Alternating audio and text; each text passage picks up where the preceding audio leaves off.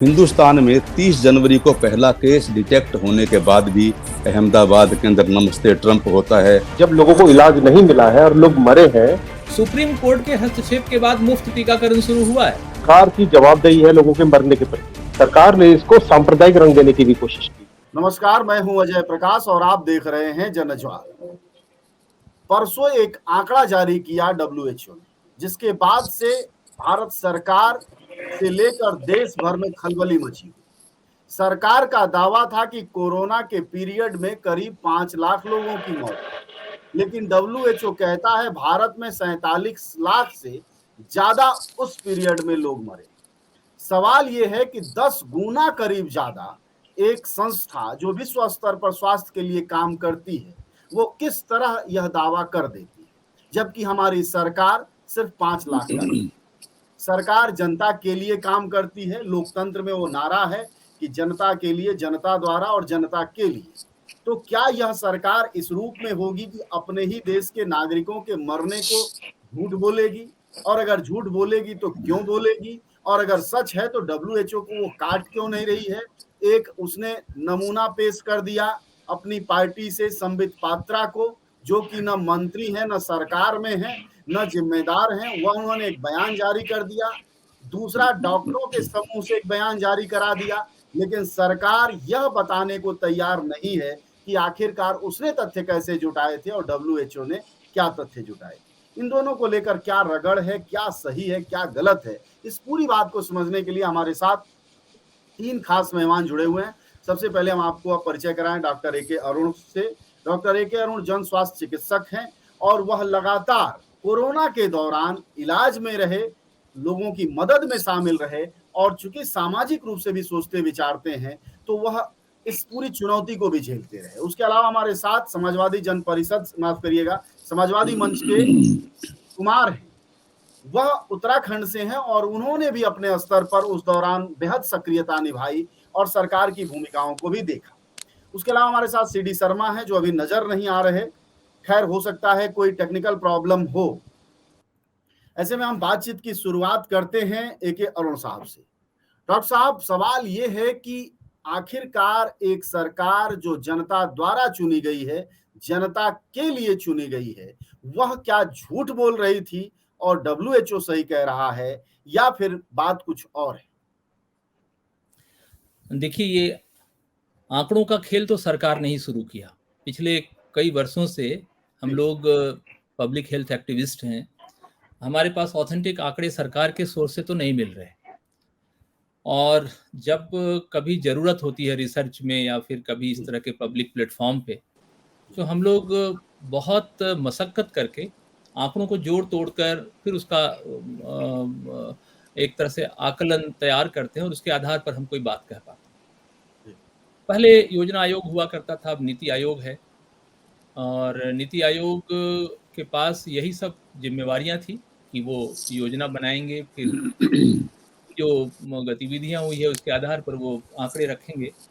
तो ये दिक्कत तो सरकार के स्तर की है, लेकिन अंतर्राष्ट्रीय स्तर पर जब आप किसी ग्लोबल एपेडेमिक की बात करेंगे, जब आप एक वैश्विक महामारी की बात करेंगे, तो ये एक इंटरनेशनल प्रोटोकॉल है, उसमें आप आंकड़ों को छुपा नहीं सकते। और अगर आप आंकड़े छुपाएंगे तो उसके आधार पर जो योजना बनेगी, उसके आधार पर जो उसके बचाव के तौर तरीके तैयार किए जाएंगे, उसमें दिक्कत आएगी। इसलिए देर सवेर ये आंकड़े तो आने ही थे। मैं इस बात में नहीं पढ़ना चाहूँगा कि ये आंकड़े WHO ने जो दिए हैं बहुत सही हैं, बहुत गलत हैं, क्या है, लेकिन इसमें कोई शक नहीं कि भारत सरकार के जो आंकड़े हैं वो सही नहीं है। ये हम लोग एक जन स्वास्थ्य कार्यकर्ता के नाते बहुत मजबूती से कह सकते हैं, क्योंकि भारत सरकार के जो अपने ही एजेंसीज हैं उनके कॉन्ट्राडिक्शंस हैं। जैसे जन्म मृत्यु का जो विभाग है, जो इस तरह के आंकड़े रखता है, उसके आंकड़े कुछ और कहते हैं। जितने शमशान घाट हैं पूरे हिंदुस्तान में, वहाँ पर जितनी मौतें हुई हैं और उन मौतों को जो जैसे लाशें जलाई गई हैं या दफनाया गया है, वहाँ के आंकड़े कुछ और कहते हैं और सरकार के आंकड़े कुछ और कहते हैं। तो भारत सरकार के अपने ही विभिन्न विभागों के आंकड़ों में ही काफ़ी लोचा है। पहली बात तो ये WHO की जो दिक्कत है, WHO ने जो आकलन किया है वो एक्सेस डेथ मेथड से किया है। एक जन स्वास्थ्य विज्ञान में, प्रिवेंटिव एंड सोशल मेडिसिन में एक टर्म है एक्सेस डेथ मेथड। उसके आधार पर अतिरिक्त जो मृत्यु हुई है उसके आधार पर ये आकलन किया गया है, और ये आकलन बहुत ज़्यादा है, लगभग 47 लाख के आसपास है। सरकार का आंकड़ा लगभग 5.25 लाख का था। तो आंकड़ों में फंसने की बजाय मुझे ये लगता है कि हमारी सरकार जो अपने ही नागरिकों को इस लायक भी नहीं समझती है कि मरने के बाद हम कम से कम उसकी तस्दीक कर दें, उसको हम एक्नॉलेज कर लें कि हाँ, हमारे देश का एक नागरिक मरा है। तमाम बहुत तरह की चीज़ें हैं। गंगा के किनारे वो रामनामी के फोटोग्राफ्स ड्रोन से लिए गए, फिर अंतर्राष्ट्रीय मीडिया में भी आया। इन तमाम चीज़ों को अगर आप जोड़ कर देखें तो निश्चित रूप से आंकड़ों के साथ सरकार ने ज़रूर खेल किया था। अब ये एक नई बहस है कि इतना बड़ा आंकड़ा जो पूरे कोरोना से हुई मौत का 1/3 है, लगभग आधे के बराबर है। तो ये तो एक बहुत गंभीर मसला है, और मुझे लगता है कि इस पर बहस होगी, और निश्चित रूप से ये बातें खुलकर सामने आएंगी भी। आंकड़े हो सकते हैं 47 का 46 हो जाए, 47 का 45 हो जाए, या वो हो सकता है वो 50 लाख को भी क्रॉस कर जाए। आप गांव में जाके बात करेंगे लोगों से तो लोगों के जुबान पर लगभग 50 लाख के आंकड़े हैं, तो इसलिए कुछ कह नहीं सकते। हाँ, रही बात इस तरह के आंकड़ों की, तो आंकड़ों के साथ बिल्कुल खेल नहीं होना चाहिए, क्योंकि उन्हीं आंकड़ों से भविष्य की नीतियां बनती हैं। और खास करके हम जिस दौर में जी रहे हैं, ये महामारियों का दौर है, और महामारियां कोई ये कोरोना अंतिम महामारी नहीं है, बड़े पैमाने पे वैश्विक महामारियों की ये एक तरह से समझ लीजिए इस पीढ़ी के लिए शुरुआत है। अभी अगले 2 वर्ष में इससे भी बड़े भयावह मंजर हमको देखने को मिलेंगे। जी। अच्छा, जब डॉक्टर AK अरुण यह बात कह रहे हैं हम सब से कि आंकड़ों में खेल हुआ है, डॉक्टर CD शर्मा साहब, हम आपके पास आते हैं। एक बात बताइए कि एक सरकार अपनी ही जनता, जो उसकी अपनी जनता है, जो जनता चुनकर भेजती है, संसद विधानसभा में बिठाती है, उसने गलत आंकड़े दिए। यह एक राजनीतिक प्रश्न भी हो सकता है, लेकिन स्वास्थ्य की दृष्टि से जब एक सरकार गलत आंकड़े पेश करती है तो स्वास्थ्य की तैयारियों, महामारियों की तैयारियों में, बचाव की तैयारियों में किस तरह की मुश्किल झेलनी पड़ी होगी हमारे मुल्क के लोगों को, थोड़ा उस पर बात बताइए। अगर 5 लाख है और 47.7 लाख है, जमीन आसमान का फर्क है, 5-10 लाख की बात नहीं है, और अब तक सरकार ने कोई जवाब भी नहीं दिया, 2 दिन हो गए। तो अपने देश की जनता को इन आंकड़ों के छुपाने की वजह से कितना कुछ झेलना पड़ा होगा, उस भयावहता कैसी रही? देखो, जब कोरोना की फर्स्ट फेज खत्म हुई जी, उस वक्त भी हमारे पास कोई सटीक आंकड़ा नहीं था, और हमारे प्रधानमंत्री ने जनवरी में ये ऐलान कर दिया था कि भारत ने कोरोना पर विजय प्राप्त कर ली है, और उसमें हल्का फुल्का दम्भ भी था। रादर ऐसा प्रचार प्रसार किया गया कि भारत ने दुनिया के सामने कोरोना को फाइट करने की एक नजीर प्रस्तुत की है, एक उदाहरण पेश किया है। और इस प्रकार न सिर्फ सरकार बल्कि हमारे पूरे देशवासी अंधेरे में रहे। हम आगामी लहर के लिए अपनी तैयारी नहीं कर पाए। अब WHO ने जो आंकड़ा दिया है वो 47 लाख एक एवरेज बताया है उन्होंने। बेसिकली उन्होंने 33 लाख से लेकर 61 लाख तक का ये एक आंकड़ा दिया है, और 47 लाख उसका मीन है। और वो कहते हैं कि सिर्फ हिंदुस्तान की बात नहीं है, हमने अमेरिका पर भी, ब्राजील पर, ऑस्ट्रेलिया पर, चाइना पर, सभी देशों के लिए आंकड़े दिए हैं। और सभी देशों पर हमने सेम, जैसे डॉक्टर अरुण ने बताया, एक्सेस डेथ वाला जो प्रोसीजर है, जो पद्धति है, वो अप्लाई करी है। तो अगर हम अपने देशवासियों को एक डिजास्टर का सही आंकड़ा प्रस्तुत नहीं करेंगे तो इसमें मैं कहता हूँ 4 बातें मेरे जहन में आती हैं जो हमारे लिए बहुत जरूरी हैं, और अगर उनको हम फॉलो ना करेंगे तो बहुत नुकसानप्रद हैं। नंबर 1, प्रत्येक व्यक्ति का, प्रत्येक डेड बॉडी का भी, प्रत्येक मृतक का एक सम्मान है, उसकी मर्यादा है। अगर हम उसकी मृत्यु का रिकॉर्ड नहीं रखेंगे तो हम उसका अपमान करेंगे एक इंसान का। इसके अलावा डिजास्टर एक्ट में प्रत्येक मृतक को एक राहत प्रदान करने की बात होती है कि हर एक को 4 लाख रुपए दिए जाएंगे। आंकड़े की भयावहता इतनी है कि मैं स्वयं मेरे अपने 2 रिश्तेदारों को कोरोना में खो चुका हूँ। मुजफ्फरनगर में मेरी वाइफ की भतीजी हैं, उनका 38 वर्ष का हस्बैंड, मतलब हमारे दामाद हुए, उनको ऑक्सीजन नहीं मिली और उनको पानीपत में लेकर के आया। पानीपत में बहुत देरी से उनको बेड मिला और after 4 to 6 hours he expired. ऐसे ही मेरे एक रिलेटिव मारे गए। मैं भी भुक्तभोगी हूँ। 10 दिन तक एडमिट रह करके बमुश्किल सिफारिशें लगा करके एडमिट हुआ। तो मैं कहता हूँ कि आंकड़ों की जहाँ तक बात है, मुझे अपनी सरकार पर भरोसा कम है और मुझे WHO का आंकड़ा बेहतर लगता है। क्यों ना हो, आप बताइए।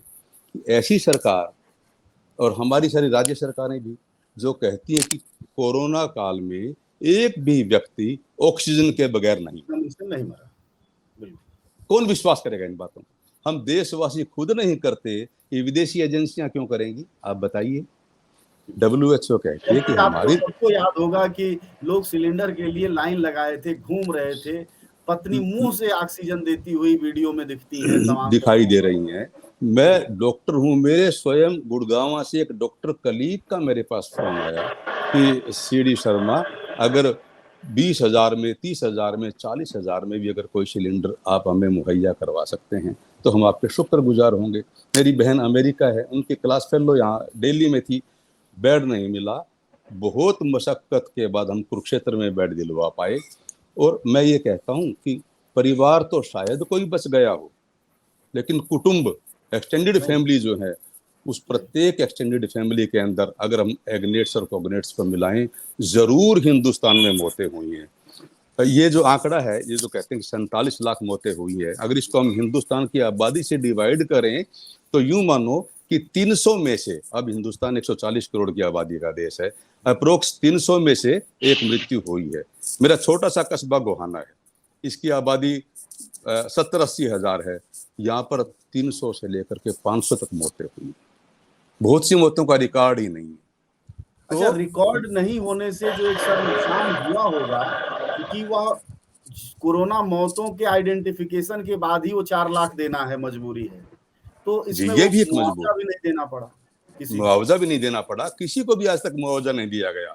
बिल्कुल इतने निहायत। सुप्रीम कोर्ट ने, आप याद करिए सर, वो कहा कि बच्चों की सुरक्षा करे राज्य सरकारें, जो बच्चे बिना माँ बाप के हुए हैं या जो बुजुर्ग बिना बच्चों के हुए हैं, वो भी जिम्मेदारी हट गई सरकार के माथे से। जी। और बड़ी दुखद बात है ये। अब आप देखो, अगर अनएम्प्लॉयमेंट का आंकड़ा भी है तो वो कोई CMI संस्था हमें प्रदान करती है। क्या सरकार की जिम्मेदारी नहीं है? क्या सरकार अपनी जिम्मेदारियों से भाग नहीं रही? तो इस प्रकार की बातें हम ना मानते या हमारा विश्वास करने का आधार ना होता अगर हमारी सरकार बिल्कुल वैज्ञानिक आंकड़े हर क्षेत्र में हमें प्रदान करती। लेकिन पिछले 5-7 साल का जो इतिहास है वो सरकारी आंकड़ों पर अविश्वास करने के लिए काफी है। और WHO का, अगर WHO को हिंदुस्तान के बारे में सही बात कह दे या कोई भी वैश्विक एजेंसी अगर सही बात कहे तो हम अपनी कांख बजाते हैं। देखो ये कितने सही आंकड़े को लेकर भी एक बार हमारे यहाँ WHO ने कहा कि भारत में काफी प्रदूषण है, बहुत ज्यादा मौतें होती हैं। उसको भी हमारी सरकार ने, स्वास्थ्य मंत्री संभवतः जावड़ेकर साहब थे, प्रकाश जावड़ेकर, उन्होंने इनकार कर दिया। डॉक्टर साहब, एक जानकारी दीजिएगा कि क्या जो WHO ने आंकड़े जारी किए हैं जी, वैसी जैसी गड़बड़ी हमारी सरकार में, जो फर्क हमारी सरकार में और WHO के आंकड़ों में दिखाई देता है, क्या दुनिया में भी WHO के आंकड़ों में वो फर्क दिखाई देता है? अभी मैं मुनीष जी के पास आऊंगा, सिर्फ एक सवाल का ये जवाब चाहिए। जी, अमेरिका में भी इसी प्रकार हुआ है। अमेरिका में भी आंकड़े कम करके दिखाए हैं और WHO ने प्रकाशित किया है कि अमेरिका में भी मौतें ज्यादा हुई हैं और सरकार आंकड़े कम दिखा रही है। हर देश में ऐसा हुआ है। हाँ, चीन में, ऑस्ट्रेलिया में, जापान में उन्होंने नेगेटिव डेथ रेट्स है कि यहाँ पर जो इसी अवधि में सामान्यतः डेथ्स होती थी वो कोविड काल में उससे कम हुई है। उसका कारण है ऑस्ट्रेलिया ने शुरुआत के अंदर ही बिल्कुल स्ट्रिक्ट हवाई यातायात पर प्रतिबंध लगा दिए। चाइना ने हुबेई प्रांत के अंदर बिल्कुल स्ट्रिक्ट लॉकडाउन इमीडिएटली कर दिया। जापान ने भी यातायात पर प्रतिबंध लगा दिए, तो वहां पर एवरेज से भी कम डेथ्स हुई। लेकिन हिंदुस्तान में ऐसा ना हुआ। क्यों? हिंदुस्तान में 30 जनवरी को पहला केस डिटेक्ट होने के बाद भी अहमदाबाद के अंदर नमस्ते ट्रंप होता है, दिल्ली के अंदर चुनाव होते हैं, और मध्य प्रदेश के अंदर एक सरकार को गिराकर अपनी सरकार बनाने का एक प्रकरण चलता रहता है। तो इस प्रकार से हमारी लापरवाही का हमने खामियाजा भुगता, और फिर सरकार ने अपनी अक्षमताओं को उसको छिपाए रखने के लिए गलत आंकड़े प्रस्तुत किए। जी डॉक्टर साहब शुक्रिया। फिर हम आपसे आगे अगले सवाल पर आएंगे, लेकिन जी मुनीष जी से जी बात करते हुए जी एक जी राजनीतिक जी व्यक्ति हैं।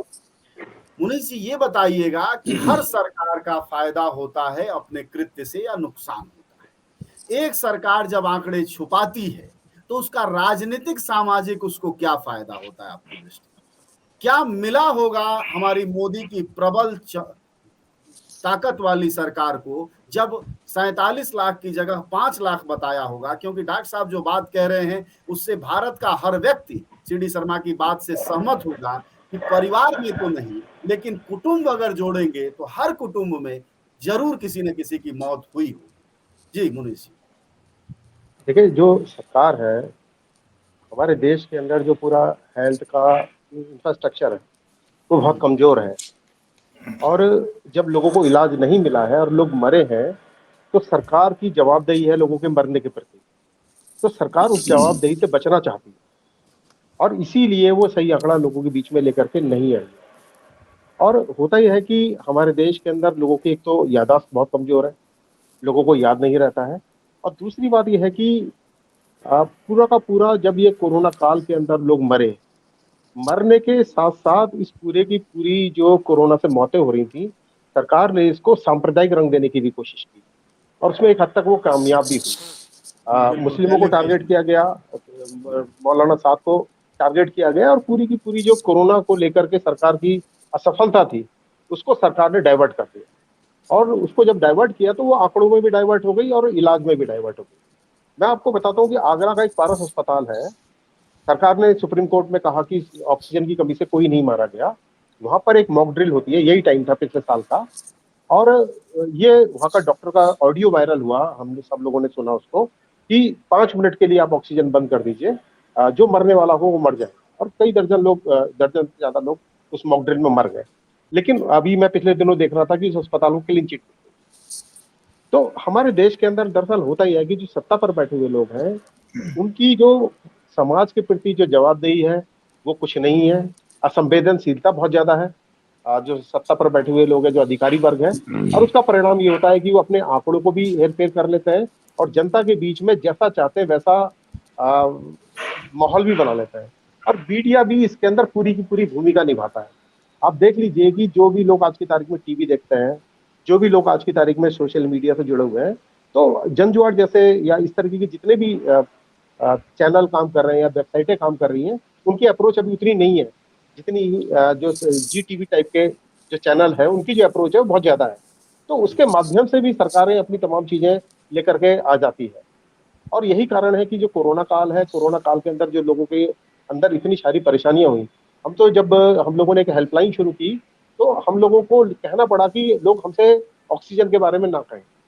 डॉक्टर CD शर्मा उसके अंदर जुड़े हुए थे, 14-15 डॉक्टर हमारे साथ जुड़े हुए थे। पूरे दिन हम लोग 2 लोगों की जिम्मेदारी थी कि जितनी भी कॉल्स आती थी हम डॉक्टर तक उसको पहुंचाते थे, और डॉक्टर को उसके माध्यम से लोगों को कंसल्ट भी कराते थे। तो अस्पताल बंद थे, अस्पतालों में लोगों को इलाज नहीं मिल रहा था।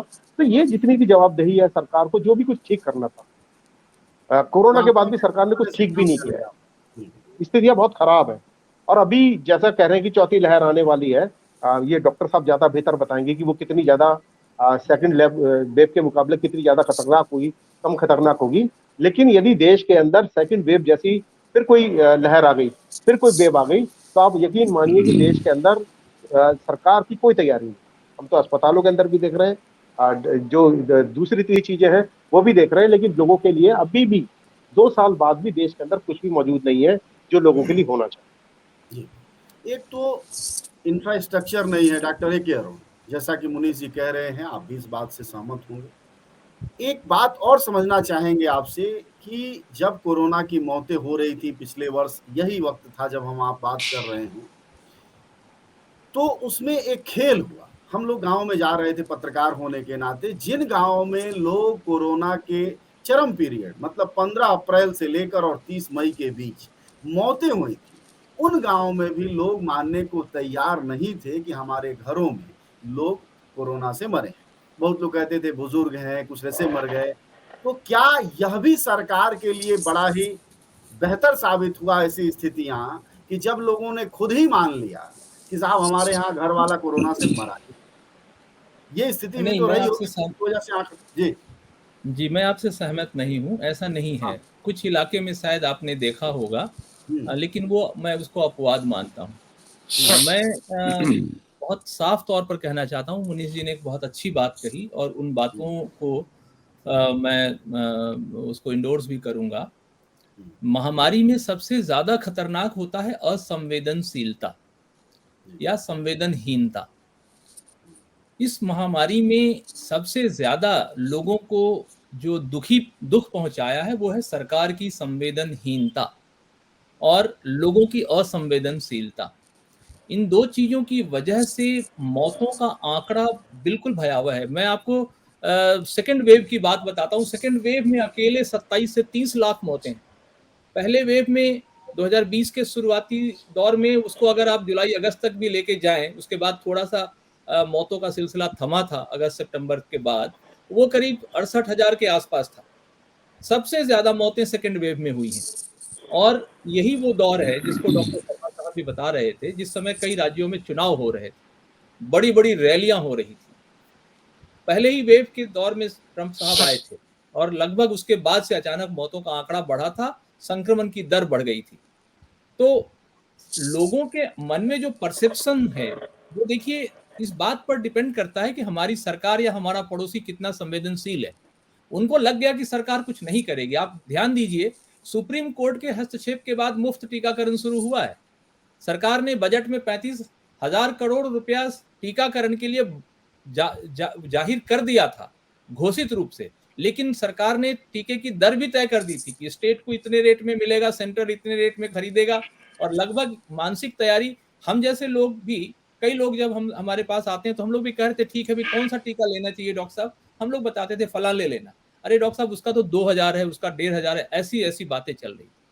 ये तो भला हो इस देश में सुप्रीम कोर्ट का कि सुप्रीम कोर्ट ने सरकार को फटकार लगाई और टीके मुफ्त में उसी पैसे से उपलब्ध कराए गए। स्टेट और सेंटर के बीच भी इस तरह के दीवार खड़ी करने की बात थी कि स्टेट को इस रेट में देंगे और सेंटर को इस रेट में देंगे। तो ये सारा खेल बाजार का है। आप कहेंगे कि मैं हर बात को बाजार पर लेकर आता हूँ। बाजार का खेल इसलिए है कि ऐसा कुछ नहीं है। बिल गेट्स फाउंडेशन ने बहुत पहले सरकार से बात कर ली थी, कोरोना के शुरुआती दौर में, बल्कि उससे भी कुछ महीने पहले बिल गेट्स साहब आकर यहाँ टीकाकरण और तमाम मुद्दों पर बात करके गए थे। उस समय हमारे केंद्रीय स्वास्थ्य मंत्री डॉक्टर हर्षवर्धन साहब थे। उसके बाद नीति आयोग के उपाध्यक्ष से उनकी बातचीत हुई है। उसके बाद जब ये सब चीजें शुरू हुई है तो सरकार ने 3 हिंदुस्तान की बड़ी कंपनियों को जो टीका बनाने में अग्रगणी मानी जाती है, उन तीनों को सरकार ने जनता का पैसा दिया है। टीकाकरण के बाद आपको याद होगा कि पूनावाला इस देश को छोड़कर जा चुके हैं। ये सबके पीछे की कॉन्स्पिरेसी को जब आप खोलेंगे, जब आप उसकी परतें उघेड़ेंगे, तो आपको इस पूरे महामारी के आड़ में जो जनता के साथ धोखा और जनता के साथ एक तरह से ज्यादती की गई है, वो सारी चीजें अनमास्क होती हुई दिखेंगी। टीका बनाने वाली कंपनी के इतने बड़े रसूख के बावजूद उनका स्टेटमेंट क्या था? हम भारत में सुरक्षित नहीं हैं। कौन है जिससे उनको खतरा था? कौन है जो उनकी जान लेना चाहता था? उस व्यक्ति की जो टीका बना रहा है। तो ये बहुत बड़ा मामला है और मुझे लगता है आंकड़ों के इस खेल से भी बड़ा इस देश के नागरिक को कीड़े मकोड़े समझने की जो प्रवृत्ति सरकारों में आ गई है, वो बहुत खतरनाक है और उसकी कीमत इस देश की आम जनता को चुकानी पड़ेगी अगर हम नहीं जगे तो। डॉक्टर साहब, डॉक्टर सीडी शर्मा साहब, एक जी चीज समझना चाहेंगे कि आखिरकार सरकार जो है वह आंकड़ों को छुपाने में जो सफल हुई। एक सजग समाज होता है जब वह खुद कहता है कि हाँ साहब हमें ये दिक्कत है। सरकार ने जब आंकड़े बनाए और उसमें जो समाज की जो भूमिका होती है वो कहाँ छूट गई, जिसके कारण सरकार के लिए बहुत आसान हो गया। क्या हम जाति धर्म में लगे थे? क्या हम राजनीति में लगे थे, या हम मौतों को स्वीकार नहीं करने को तैयार थे, या सरकार ने पहले ही ऐसा खौफ बना दिया था कि कोरोना मानो ही मत। सरकार के लिए आसान क्या बना? लोगों में बहुत विक्षोभ था और जनता मानती थी कि कोरोना से बहुत मौतें हो रही हैं और सरकार हमें गुमराह कर रही है। लेकिन जो हमारा मुख्य धारा का मीडिया है, चूंकि ये सारा कॉरपोरेट मीडिया सरकार के कंट्रोल में है, तो जो पिक्चर लोगों के सामने प्रस्तुत की जा रही थी वो हकीकत से बिल्कुल अलग थी। और अपने देश की अशिक्षित और अभावग्रस्त जनता, आज भी हमारे 75% आबादी जो टेलीविजन कहता है उस पर 100% विश्वास करती है। तो इस प्रकार का एक प्रचार प्रसार किया गया कि कुछ नहीं, कोई मौतें नहीं हो रही और सरकार बखूबी इस प्रॉब्लम को टैकल कर रही है। लेकिन जनता को इस पर विश्वास नहीं था। आज 3-4 लोगों से मेरी इस विषय पर बात हुई है और वो सहमत हुए हैं कि सरकारी आंकड़ा जो है हमें झूठा प्रतीत होता है। इसके अलावा अंतर्राष्ट्रीय स्तर पर, जैसे डॉक्टर साहब ने कहा, कि इन बातों को लेकर के एक गहन विमर्श भी चलता है और खोज भी होती है, अनुसंधान होता है। ये बातें छुपाई नहीं जा सकती। जो लैंसेट पत्रिका है, बड़ी प्रतिष्ठित पत्रिका है, लैंसेट ने भी कहा था कि जो डेथ्स हुई है वो मिलियंस में हुई हैं। और इसके अलावा एक और सेंटर फॉर ग्लोबल डेवलपमेंट है, उसने हमारे देश के 7 राज्यों में जो मृत्यु पंजीयन हुआ था, रजिस्ट्रेशन हुआ था, वो डाटा इकट्ठा किया और उस डाटा को सारे देश पर प्रक्षेपित किया, उसको प्रोजेक्ट किया। और वो भी इस निष्कर्ष पर पहुंचे थे कि हिंदुस्तान में कम से कम 34 लाख मौतें कोरोना के काल में हुई है। तो बेशक हमारी बेशक सरकार का भरसक प्रयास इन आंकड़ों को छुपाने का रहा है। मीडिया के द्वारा एक कुप्रचार किया गया, दुष्प्रचार किया गया, लेकिन जनता को ये हकीकत मालूम थी कि जो घर घर के अंदर मौतें हो रही हैं, जो गंगा के किनारे पर बालू में लाशों को दफनाया जा रहा है, जो शव वाहिनी गंगा बनी हुई है, कि सरकार हकीकत को नहीं बता रही, सरकार छुपा रही है, सरकार चोरी कर रही है। और एक उल्टा चोर कोतवाल को डांटे। अब ये सारा की सारी एनर्जी जो है अभी भी यूं नहीं कि दे रहा है दुरुस्त आयत, हम एक सबक इससे ले लें और हम भविष्य में ऐसी प्रॉब्लम अगर आए तो उसको फेस करने के लिए हम तैयार रहें। जैसे अपना इंफ्रास्ट्रक्चर है या डॉक्टर्स की तैनाती है, वो हम अच्छे ढंग से कर पाएं। लेकिन ना, ये तो जानबूझ करके कॉरपोरेटों की गोद में बैठे हैं। इनको जनता से कुछ नहीं लेना। जनता यहाँ पर भेड़ बकरियां हैं और ये चाहते हैं, हकीकत में ये इनका एक इंटरनल डायनेमिक है कि गरीब लोगों का अधिक से अधिक सफाया हो। जैसे कि इंग्लैंड के अर्थशास्त्री माल्थस कहते थे कि सरकार को पॉपर एक्ट बनाने की जरूरत नहीं है, जो व्यक्ति गरीब है उसको जीने का क्या अधिकार है। तो इनके मनों में और इस कैपिटलिज्म का इंटरनल डायनेमिक भी ऐसा है कि करोड़ों जो गरीब भूखे नंगे लोग हैं उनका सफाया हो जाए। और ऐसा ही हुआ। दुनिया भर की सरकारों ने आंकड़ा दिखाया 60-62 लाख, लेकिन WHO ने बताया कि 1.5 करोड़ लोग इस कोविड काल में मरे हैं। ठीक है, तो बेशक ये लाख छुपाएं, सच्चाई सामने उभर करके आएगी। और जनता, मैं कहता हूं, मूर्ख नहीं है। जनता को बेशक यहाँ पर अशिक्षित रखा गया है, लेकिन जनता मूर्ख नहीं है, ये सब कुछ देख रही है। एक वक्त की तलाश है और इन शासकों को ये सही वक्त आने पर धूल भी चटाएगी कि किस प्रकार से ये कह करके कि एक भी ऑक्सीजन की कमी से हिंदुस्तान में मौत नहीं हुई। ये जनता के जख्मों पर ये मिर्च छिड़क रहे हैं, नमक छिड़क रहे हैं, तो इसका बदला तो जनता लेगी। ये बेशक अभी क्रोध, हम मुनीष जी से पूछते हैं, सामाजिक कार्यकर्ता हैं। जी, अभी क्रोध मौन है, मैं कह रहा हूँ, अभी क्रोध मौन है। मुनीष भाई, ये बताइए कि जो आंकड़े आज 47 लाख के दिखाई दे रहे हैं, कमोबेश देश के भीतर, जब न्यूयॉर्क टाइम्स ने रिपोर्टिंग की, दूसरे लोगों ने की, हम लोगों जैसे माध्यमों ने, कई सारे जो शमशान गृह थे वहां से आंकड़े लिए और सरकार के आंकड़े मिलाए, सबसे बेहतर बदल था और लोग मान के चल रहे थे कि 50 लाख मौतें हुई। और यह जानकारी में भी बातें। जब डॉक्टर साहब कहते हैं जनता जागरूक है और जनता बदला लेगी या लड़ेगी, ये बताइए कि इतना कुछ अपराध हुआ, सब कुछ बना बिगड़ा, हमारे देश में किसी का नाम ले लो, किसी देवता देवी को गाली दे दो या कोई आलोचना कर दो, सड़कों पर लोग चले आते हैं, खून कत्ल कर देते हैं, घर घर से लोग मरे, कुटुंब कुटुंब के परिवारों में लोग मरे। आखिरकार कोई सुगबुगाहट, कोई चीज हमारे देश में दिखी क्यों नहीं, जो डॉक्टर साहब उम्मीद कर रहे हैं। आखिरी बातचीत, आखिरी टिप्पणी आप ही की। जी देखिए, हमारे देश के अंदर, जनता के अंदर क्या है कि अंधविश्वास बहुत ज्यादा है। और यदि हम कोरोना काल को देखते हैं ना, तो जब हॉस्पिटल में लोग जा रहे थे, ज्यादातर मर जा रहे थे, तो लोगों ने अपने लोगों को अस्पताल भेजा ही नहीं। और एक चीज और भी है कि जो कोरोना से मौत हुई, इलाज के अभाव में भी कम मौतें नहीं हुई है। हम अपने एक मित्र की लाश लेने के लिए सुशीला तिवारी अस्पताल गए हुए थे, तो एक एक्सीडेंट केस वहां पर आया, तो उसे कोई हाथ लगाने के लिए तैयार नहीं था। बंदे को, उसके परिवार के लोग वहां हंगामा काट रहे थे, और उसके बाद किसी ने उसका आरटीपीसीआर करा, वो पॉजिटिव आ गया, तो किसी डॉक्टर ने उसको छुआ नहीं, और थोड़ी ही देर बाद वो बंदा एट द स्पॉट मर गया। वो पहली मौत नहीं थी, ऐसी मौतें बहुत सारी हुई। और बहुत सारे ऐसे लोग हैं जो गांव के अंदर मर गए, और उन्होंने चुपचाप दाह संस्कार कर दिया, दफन कर दिया, और गवर्नमेंट को बताया ही नहीं, क्योंकि उनके जो प्रोटोकॉल थे, जिस तरीके से सबके आरटीपीसीआर हो रहे थे, फिर सबको क्वारंटाइन कर दे रहे थे, तो लोगों के अंदर डर का माहौल था।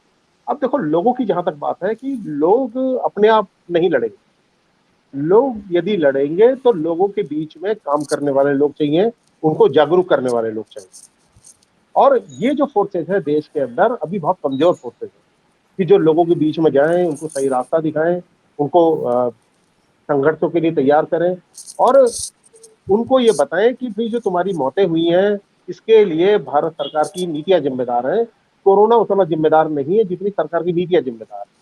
ये जागरूकता जब तक लोगों के बीच में नहीं जाएगी, तब तक लोग नहीं आएंगे, लोग अपने आप से नहीं आएंगे। और आज कहीं ना कहीं हम जितने भी लोग हैं, इस सारे कामों में हम लोग तमाम लोग प्रयास कर रहे हैं, लेकिन हमारे प्रयास अभी भी कम है, हमारे प्रयास अभी भी कमजोर हैं।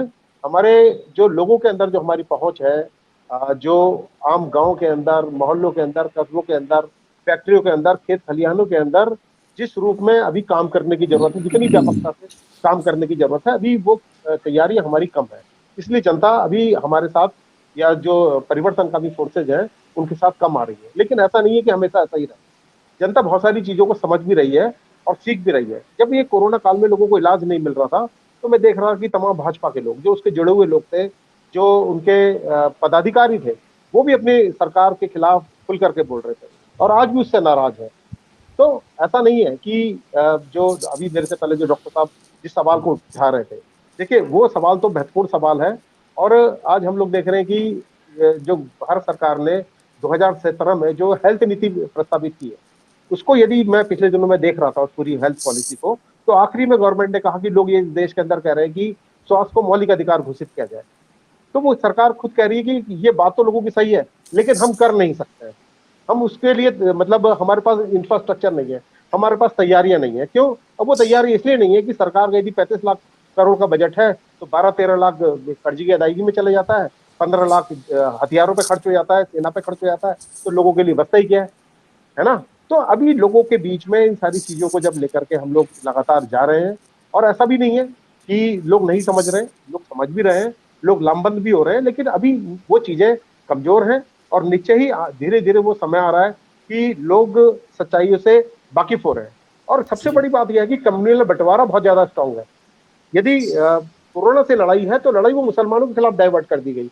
मोहल्लों में बोर्ड लगा दिए गए कि केवल हिंदू सब्जी वाले ही यहाँ पर आकर के सब्जी बेचेंगे, और इस तरीके का माहौल बनाया गया कि यदि आपको इलाज कराना है, आपको कोई चीज, कोई सामान खरीदना है, तो केवल हिंदू दुकानदारों से आप खरीदिए। तो जो कोरोना के खिलाफ लड़ाई है इस देश के अंदर, उसको सांप्रदायिक रंग दे दिया गया, जैसे मैंने पहली बार भी बोला था। तो ये जो सांप्रदायिक रंग देने की जो पूरी की पूरी जो सरकार की नीति है, ये कहीं ना कहीं अभी भी लोगों के अंदर डिवाइड एंड रूल वाली जो पॉलिसी है, ये अभी भी चल रही है। लेकिन ये बहुत दिनों तक चलेगी नहीं, मेरा ऐसा मानना है, और हम सब लोगों का भी ऐसा मानना है, ये बहुत दिनों तक चलेगी नहीं। और एक ना एक दिन धीरे धीरे लोगों चीजों को समझ रहे हैं। जहांगीरपुर के अंदर इन्होंने तमाम कम्युनल तरीके से जो है चीजों को किया, लेकिन बाद में देखा कि ईद के दिन सारे लोग आपस में गले मिले, लोगों को समझ में आ गया कि हमारी तो रोजी रोटी का संकट आ गया है ना, और हनुमान जयंती से हमारी जिंदगी का कोई लेना देना नहीं है। लेकिन अभी तो फिलहाल जो फिरकापरस्त लोग हैं, उनकी चल रही है। और हिटलर को भी, जर्मनी को समझने में 15-17 साल लग गए थे। तो अभी जो भारत सरकार के जो मोदी जी हैं, उनकी पॉलिसी धीरे धीरे लोग समझ रहे हैं। लेकिन साल, 2 साल, 3 साल, जितना टाइम और खींचेगा खींचेगा, लेकिन लोग, कम से कम मेरा तो मानना है कि जिस तरीके से महंगाई बढ़ रही है, रोजगार के अवसर लोगों के खत्म हो रहे हैं, अस्पतालों में इलाज नहीं मिल रहा है, शिक्षा लगातार महंगी हो रही है, किराया लगातार बढ़ रहा है, सफर करना लोगों का महंगा हो रहा है। लोगों के अंदर एक आक्रोश है और वो फूटेगा, वो निश्चय ही फूटेगा। चलिए, आप तो लोगों का ये तय शुक्रिया है। बातचीत के लिए। समय खत्म हो रहा है। हमारे साथ खास 3 मेहमान जुड़े हुए थे। हमारे साथ डॉक्टर ए.के. अरुण जन स्वास्थ्य के डॉक्टर हैं, हमारे साथ डॉक्टर सी.वी. शर्मा थे और हमारे साथ समाजवादी लोकमंच के मुनीश कुमार थे। तीनों लोगों की बातों से एक चीज तो स्पष्ट है कि सरकार की संवेदनहीनता और सरकार की गलत नीतियां, इन दोनों की वजह से कोरोना का भयावह रूप हुआ और हमारे देश ने भुगता। और जो भुगता है जनता ने, उसको सरकार दुरुस्त तो नहीं कर सकती, लेकिन उस भुगतने तक को स्वीकार करने को तैयार नहीं है। यह आंकड़ा WHO का बोल रहा है। ऐसे में सवाल ये है कि हम और आप लाउड स्पीकर, अजान, मंदिर, मस्जिद में उलझे रहेंगे, ज्ञानवापी और मथुरा बनाएंगे, या फिर अपने घरों में इलाज की व्यवस्था के लिए संघर्ष करेंगे। यह सोचना आपको है। हालांकि हमारे विश्लेषकों को और जो हमारे साथ पैनल था, उनको उम्मीद है कि भविष्य में जनता लड़ेगी, लेकिन इस उम्मीदों के बीच हर बार जनता किसको वोट देती है आप सब देखते हैं। खैर, उम्मीदों पर दुनिया कायम है, हम भी उम्मीद करते हैं। शुक्रिया आप लोगों का बातचीत के लिए। धन्यवाद।